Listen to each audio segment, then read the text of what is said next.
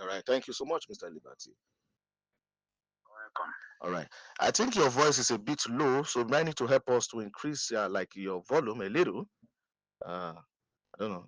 Is it better now? Yeah, it is very, very better and clear. So, good morning, sir. Welcome to the program. Thank you so much for joining us again. So, let's look at this issue of nail phone, where, and of course, I've explained to the listeners where this whole drama started, where the DG of NOA alleged that there were some diversions of the fund, that the funds were not fully accounted for, and even though nail phone have come out to say it is not true, and of course, the ICP said they are going to investigate now. So, in this kind of matter now, as an expert on media report and discussions, how do you think Nigerians? I just want to be direct this morning. What do you think Nigerians should do, or how do you think Nigerians should respond to this kind of report, owing to the fact that submission has not been made, investigation is still going on? How do you think Nigerians should respond to this kind of thing? You know why I'm asking this question? So that it do not be like maybe the media is just in a hurry to roll out something that is not correct. Please, sir. Well, Bishop, again, thank you for giving me the opportunity to have a conversation of this. Thank you, sir. Let me say clearly, the bishop, that I'm not really happy about the development in this country. Okay, sir. Now, you were asking how do you think, or what do you think we should do? I think that for me, really, if we are really committed to national development, uh, this must be a turning point for all of us. This is a time that we need far-reaching reforms that go beyond rhetoric. Reforms that enforce transparency, demand accountability, and deliver real consequence for those who betray public trust. For me, really, this is heartbreaking. It is heartbreaking to see funds meant to empower the next generation of Nigerians being looted. I think that we must put an end to this cycle of diversion of public funds. If we hope to build a just and prepared future for ourselves and our children. Bishop, for me really, I have told you earlier that this is the alleged diversion of 70 billion out of 100 billion meant for student loan. For me, I look at it as a national tragedy. Okay. I look at it as a national tragedy because, uh, you know, because if if money loans meant for students is being diverted, Yes, sir. I look at it as devastating and a reflection of how deeply Yes, sir. corruption has eroded the fabric of Nigerian society. Okay. Uh, you know, and you wonder that institution of higher learning meant to champion integrity. Yes, sir. When institution of higher learning meant to champion integrity, accountability and value for education Yes, sir. could be implicated in such abuse. Okay. It is disheartening. It is heartbreaking, Bishop. It is heartbreaking. I know, and this illustrates what I've been saying, Yes, what sir. we'll be saying. It's not about President Tinubu. It is about the painful truth of corruption in Nigeria. It is not just political problem. We are not suffering political problem. We are suffering. It is systematic problem. You know, how do you define that from the corridors of power mm, to academic institutions, mm. corruption run deep. Mm. Bishop, let me say Okay, sir. that I have had the opportunity to speak to two or three persons Mm. who actually um, who are beneficiaries of the student loan. Okay, sir. The government actually designed the loan in such a way that this loan will be paid to the institution and the student goes to school Mm. without borders. Mm. But the university, even when these students get this loan, Mm. and the federal government of Nigeria has paid this loan into their account, Mm. the university refuses to disclose the beneficiaries and still and still goes ahead in the case of if it's the one university or plenty universities that try it, and still go ahead to collect school fees from these students, even when they are beneficiaries of student loan. I Okay. am saying, Hold on, I sir. am saying, Hello, sir. yes, Sorry, I caught you out short there. There was it's just this. I just want to get clarity from your last statement. Are you saying that, despite the fact that there are list of beneficiaries on this NEL fund, who are mm, students of a particular university, are you saying that some universities still charge students for school fees, even though they are beneficiaries of the student loan still? exactly, exactly what I'm saying. I am saying Mm. that rather than the university to even publish their name, even to tell them Mm. that they are beneficiaries of the student loan, Mm. that they shouldn't pay. The university still allow them to pay school fees. Mm. No, there's no transparency in the Mm. management of the student loan. And my worry, Bishop, is it is so easy for all of us to sit in the comfort of our room to abuse or to criticize President Tinubu Mm. for not running policies that are beneficiary to the larger citizen. Mm. But the problem for all of us, it is a systemic and corrupt system. So it is a corrupt system that we run. That people have vowed not to be accountable. Mm. How do you explain Mm. that the university environment Mm. where accountability, where integrity should be held at high esteem, Mm. are the people engaging in this kind of behavior? Mm.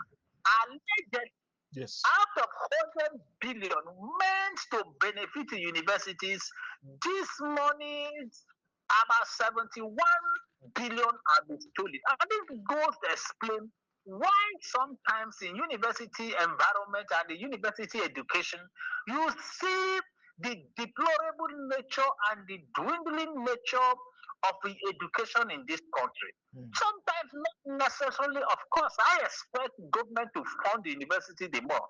But you see the kind of corruption, and again, this also explained to us that you are a professor, you have PhD, it's not you are not immune to correct. It's a behavioral thing and it's an integrity. Mm. Think and I think Mm. that the Nigerian government Mm. under the President Tinubu administration Mm. must clearly and deeply investigate this and Mm. hang those, prosecute those who happen to be involved in this kind of naked and wicked corruption. Mm. This is what I think. Mm. All right, thank you so much, Mr. Liberty. I really, really appreciate you. You see, one of the things I don't want us to quickly do this morning is I don't want us to go before ICPC. I have a reason for saying that. I don't want people to think that maybe as a media house or as a media person, we are just here to quickly spread out something that is not true. Now, now, the next question I would like to ask is, let's let's forget the fact that okay, they said the ICP said okay, the DGNOA said something regarding the NL fund, and Nelfon have replied. Let us leave that. I think one of the things I want us to really focus on here this morning is should something like this, should it even be said, or should we even be hearing things like this regarding this particular organization? So first, let me say, Yes, sir. let me also correct the impression Okay, sir. that what all of us are talking about, that's why I use the word alleged, Yes, sir. and that is why it's being investigated. Yes, sir. Now, to your question, Yes, sir. I do not think, or I am not surprised that we are hearing things like that. Yes, sir. Because for the past 15 years, I have actually done public accountability governance. Okay, sir. From the money for various intervention projects, COVID-19, SDGs, and name them. The monies, even as far as down to the state, people actually think that government money is actually meant to be stolen or actually meant diverted. This is my worry. And in a saner climes,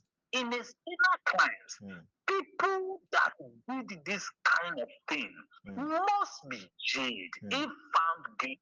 Now, how do you begin to preach decency? How do you begin to preach morality? How do you begin to preach patriotism to children whom you have stolen money meant to empower their future? This is what I'm saying. And I am saying, unless, and this is, Bishop, let me say. Yes, sir. This is why when people in public offices, like the governor of Lagos State, and even those who speak for the government, begin to criticize P2B for going to international community to speak bad about Nigeria, unless we choose to lie to ourselves, the world is watching how we behave. Sincerely. The situation and the story we are talking about is on the internet and it's on major newspapers, and people read how we behave. I wonder. So nobody is demarcating us. It is our behavior that is a reflection. Our behavior is a reflection of us in the community of nations. And I am saying we shouldn't behave this way. And I am saying we must have a reform that must punish people severely for this kind of naked and wicked, corrupt attitude that has led to the underdevelopment of the Nigerian state. There are people who couldn't go to university until they got access to this loan scheme. loan. Yes, sir. So why are you stealing the money? Why are you diverting the money? Why are you diverting the money? This is what I'm saying.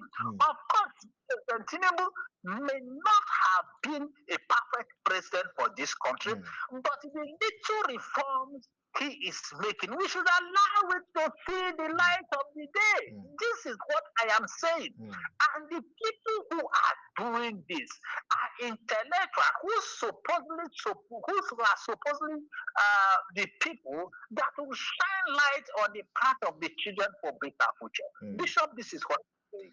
All right, thank you so much, Mr. Liberty. I really appreciate you. Are there any other thing you would like to add to the discussion? Because I think for now, I think I will leave the people to react to the story. What I want to say, yes, sir. what I want to say, is that those who are in the university, the lecturers in the university, the non-academic, the academic and non-academic staff in the university, must understand that education is not only certificate.